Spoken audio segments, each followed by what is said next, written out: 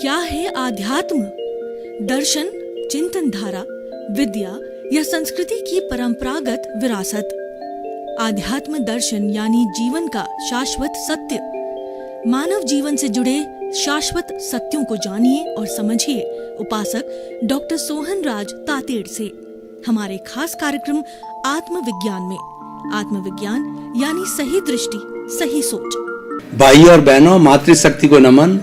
Studio में आपका हार्दिक स्वागत है, अभिनंदन है, सत्कार। आत्मविज्ञान साइंस ऑफ द सोल कार्यक्रम के अंतर्गत हम आपको सही दृष्टि, सही सोच, राइट विजन, राइट थिंकिंग के तहत आपकी जितनी अज्ञानता है उसको दूर करके आपको हम ज्ञान देते हैं। आपकी रॉन्ग बिलीफ को समाप्त करके आपको हम राइट बिलीफ देते हैं।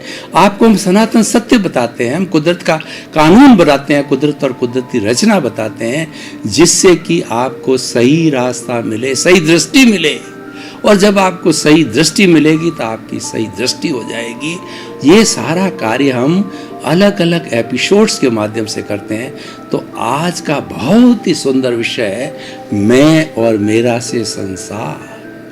भाई और बहनों, मैं और मेरा, मैं का मतलब मैं शरीर हूं, ये शरीर मेरा है, ये धन मेरा है, ये दौलत मेरी है, ये मकान मैंने बनाया, मैं बड़ा लेखक हूं, मैं बड़ा नेता हूं, मैं भारत का प्रधानमंत्री हूं, मैं भारत का राष्ट्रपति हूं, मैं कुलपति हूं, मैं इंजीनियर हूं, मैं डॉक्टर हूं, मैं चार्टेड अकाउंटेंट, मैं किसी का पिता हूं, मैं किसी का पुत्र हूं, ये बैंक बैलेंस मेरा है, ये ज्वेलरी मेरी है, और इस घर को चलाने वाला मैं हूं, बाल बच्चों का पालन पोषण मैं हूं। ये मैं और मेरा जो है ये राग द्वेष पैदा करता है और इसी से व्यक्ति बंधा हुआ है, और यही अज्ञान है। इस अज्ञान को तोड़ना हमारे जीवन का लक्ष्य है और वही सच्चा ज्ञान है। अज्ञान को तोड़ने के लिए ज्ञान रूपी प्रतिरोधात्मक शक्ति दी जाती है। जहर को जहर से मारा जाता है, तो अज्ञान रूपी जहर को ज्ञान रूपी जहर से मारा जाएगा। यानी अज्ञान एक अंधकार है, अज्ञान को अंधकार की उपमा दी गई है और ज्ञान को एक दीपक की उपमा दी गई है। घना शताब्दियों का अंधकार हो और उस अंधकार में एक छोटा सा दीपक जो है आप मिट्टी का जला दीजिए तो अंधकार वो गायब हो जाता है। इसीलिए ये हमारी जो आत्मा है ये ज्ञान वाली है और ये स्व पर प्रकाशक है। ये स्वयं प्रकाशित होती है, दूसरों को प्रकाशित करती है। दीपक होता है, स्वयं प्रकाशित होता है और दूसरों को प्रकाशित करता है। अंधकार हमको 84 लाख जीवा योनि में अज्ञान घुमाता है और ज्ञान हमारी मुक्ति कराता है। ज्ञान एक बंधन है, अज्ञान एक बंधन है और ज्ञान है मुक्ति है। मैं और मेरा बंधन है, व्यक्ति मैं और मेरा से बंधा हुआ है और मैं और मेरा सही संसार है। इस संसार के अंदर मैं और मेरा ना हो तो संसार चल नहीं सकता। देखिए, संसार किसे कहते हैं? जो संचरण करता है उसको संसार कहते हैं। और ये भूत में था, भविष्य में रहेगा और वर्तमान में रहेगा। ये हमारे बस की बात नहीं, ये तो कुदरत के अधीन है। ये तो कुदरती रचना और कुदरत के कानून के अंतर्गत चलता। हम तो उसमें से एक प्राणी मात्र है, एक निमित्त मात्र। देखना हमें है कि हमें क्या करना है, हम किससे बंधे हुए हैं। और भाई और बहनों, ये मनुष्य जीवन जो है अति दुर्लभ जीवन है। ये बहुत बड़ी तपस्या के बाद में मनुष्य जीवन मिलता है, क्योंकि 84 लाख जीवन का सर्वोच्च जो अगर कोई भी जीवन है मानव जीवन है, क्योंकि मानव जीवन से मुक्ति मिलती है। मानव के पास ही जो है मुक्ति का पट्टा है। आप कहोगे मुक्ति की आवश्यकता क्या है, तो मैं आपको बताना चाहता हूँ कि आप जो है अटालिकाओं के अंदर आराम से जीवन यापन कर रहा हो, सारे सुख है, सुविधा है, धन है, दौलत है, ऐश्वर्य है और अच्छी पत्नी है, अच्छे बच्चे हैं और अच्छा खाने को मिलता है, अच्छी गाड़ी है, सब कुछ अच्छा होता है। ये आपका पुण्योदय है। थोड़े समय के बाद पुण्योदय 0 हुआ, आपको पापोदय स्टार्ट हुआ तो आप सड़क पर आ जाएंगे। आप झुग्गी झोंपड़ी वालों को देखिए, उनका पापोदय है उनकी कैसी स्थिति है कि उनके अंदर जन्म से ही जो है वो बीमार होते हैं, लड़ाई होता है, झगड़ा होता है, कलह होता है। एक छोटी सी झुग्गी झोंपड़ी के अंदर 5-7 सदस्य रहते हैं, आराम से सो भी नहीं सकते, बैठ भी नहीं सकते। 2 जून की उनको रोटी नहीं मिलती है और साथ के अंदर जो है उनके ऊपर पानी टपकता रहता है, वो आराम से सो भी नहीं सकते हैं। तो भाई और बहनों, वो पापोदय है। तो कभी पुण्योदय, कभी पापोदय, ये जीवन के अंदर चक्र हमारे चलता ही रहता है, जन्म जन्मांतर से चक्कर चलता रहता है।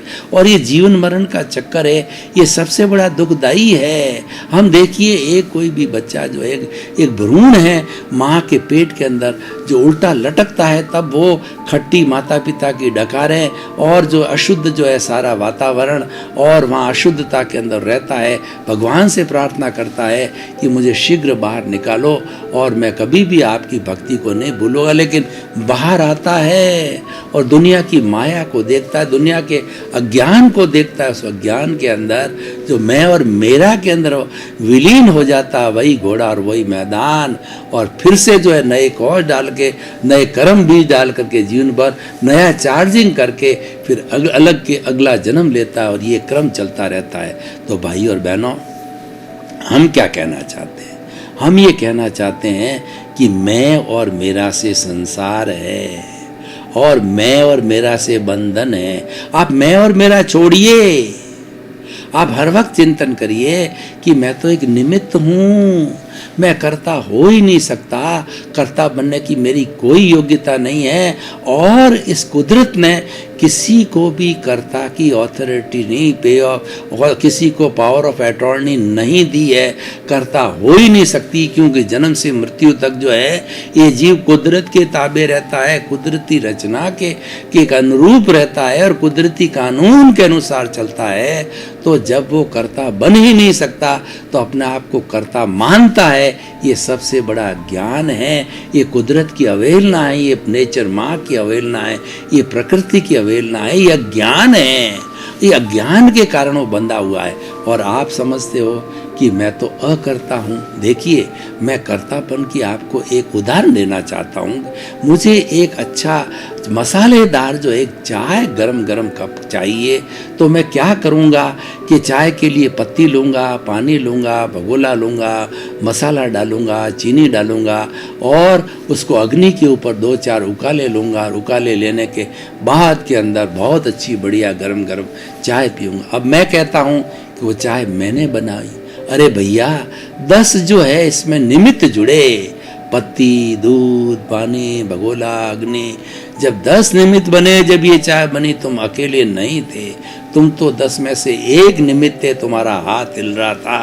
तो तुम अपने आप को कर्ता कैसे मानते हो? कर्ता मतलब पूर्ण रूप से कार्य उसने किया, दूसरे की किसी की मदद नहीं दी। अरे अगर तुम कर्ता हो तो तुम करोड़पति बनना चाहते हो, तुरंत क्यों नहीं बन जाओ? तुम तो करने वाले हो, तो तुम्हारे हाथ में है तो बन जाओ। तुम मिनिस्टर बनना चाहते हो, मिनिस्टर क्यों नहीं बन रहे हो?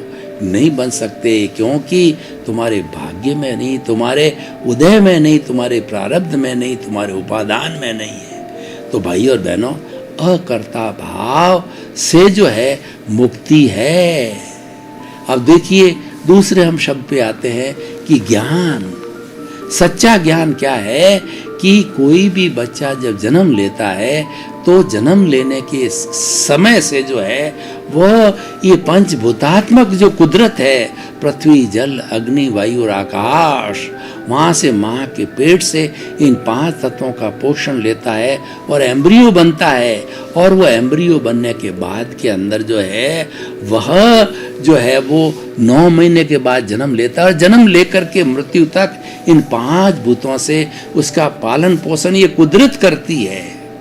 जन्म लेने के बाद के अंदर कोई भी जीवित प्राणी जो है उसके फल भुगतने के लिए कुदरत के अधीन आ जाता है। तो कुदरत ने, जैसा मैंने बताया, कुदरत किसी को कर्ता नहीं बनाती है और कर्ता मानना नहीं चाहिए। हमको कुदरत के नियमों का पालन करना चाहिए। कुदरत का कानून है वो यही कहता है कि जैसा जैसा उपादान तुम पीछे लेकर के आए हो उसके, और तुम्हारा जब उदय भाव और तुम्हारा प्रारब्ध चल रहा है उसके अनुरूप कोई भी संजोग जुटाना है, उसका सारा कार्य मैं करता हूँ। उदाहरण के तौर पर देखिए, मैं इसको पुण्य और पाप के रूप में लेना चाहता हूँ। मान लीजिए आपको करोड़पति बनने की आपने जो है पूर्व जन्म के अंदर भाव किए थे, और वो भाव है, वो भाव बीज के रूप के अंदर इस जन्म के अंदर वो हमारे द्रव्य कर्म बन के आए और उदय भाव चल रहा है, और आपको करोड़पति बनना है।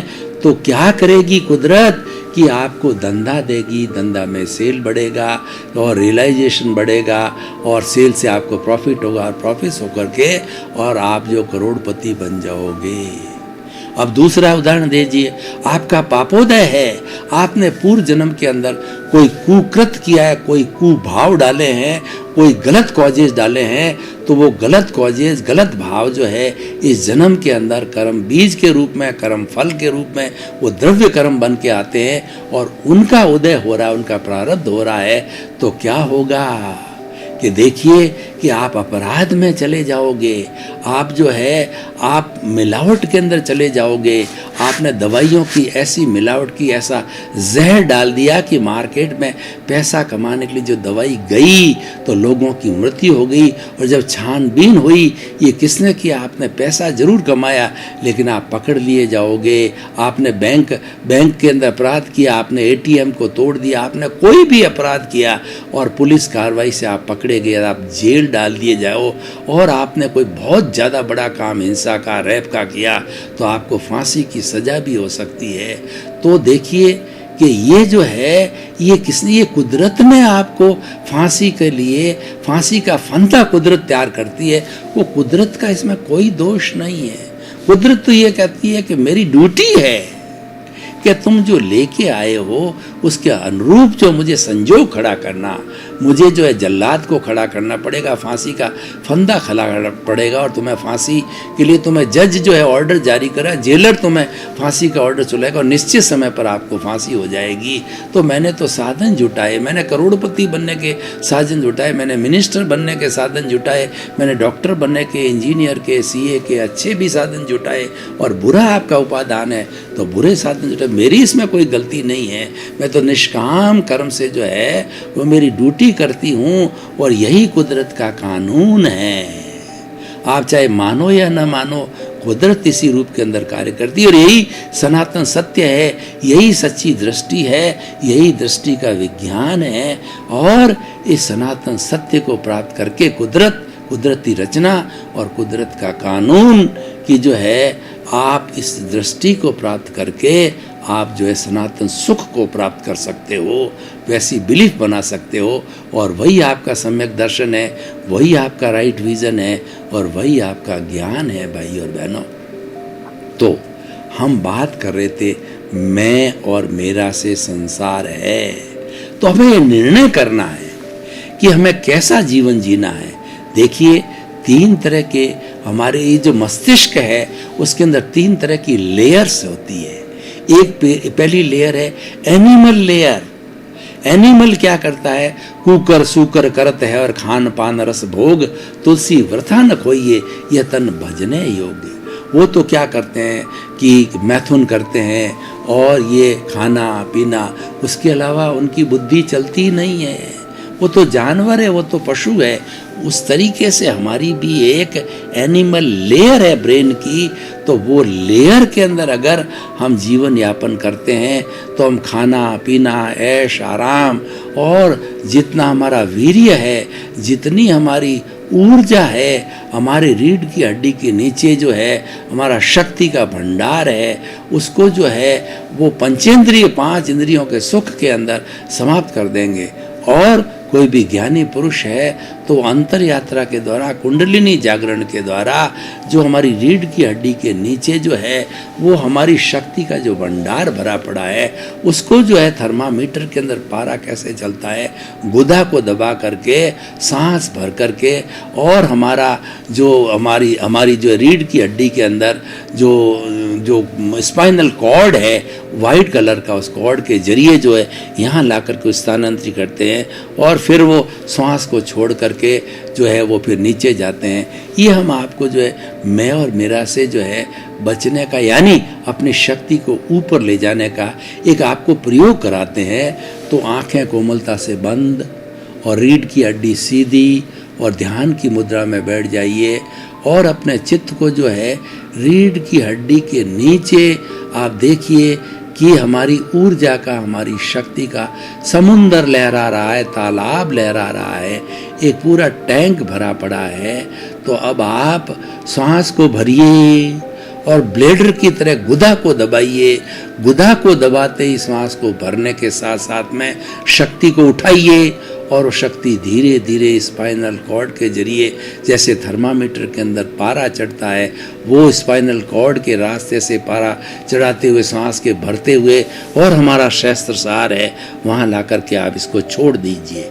अब श्वास को जो है वो श्वास को छोड़िए और धीरे धीरे उसी रास्ते से जिस रास्ते से गए हो धीरे धीरे वापस जो है शक्ति केंद्र जो हमारी रीढ़ की हड्डी के निचले सिरे पर आइए।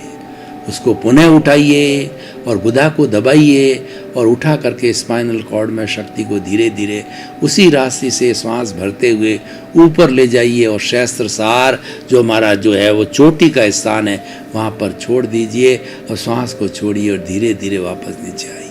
तो भाई और बहनों, इस शक्ति को कुंडलिनी जागरण कहते हैं, इसको अंतर यात्रा कहते हैं। अगर मैं और मेरा से संसार को घटाना है तो आप ये अंतर यात्रा कीजिए, ये आप कुंडलिनी जागरण कीजिए और शक्ति जो नीचे वेस्ट हो रही है, जो हमारी एनिमल ब्रेन के रूप में हम वेस्ट करते हैं, उसको समाप्त कीजिए। मैं और मेरा ये शक्ति का वेस्टेज है, ये मैं और मेरा जो है ये जड़ पदार्थ है और ये जो है नाशवान है।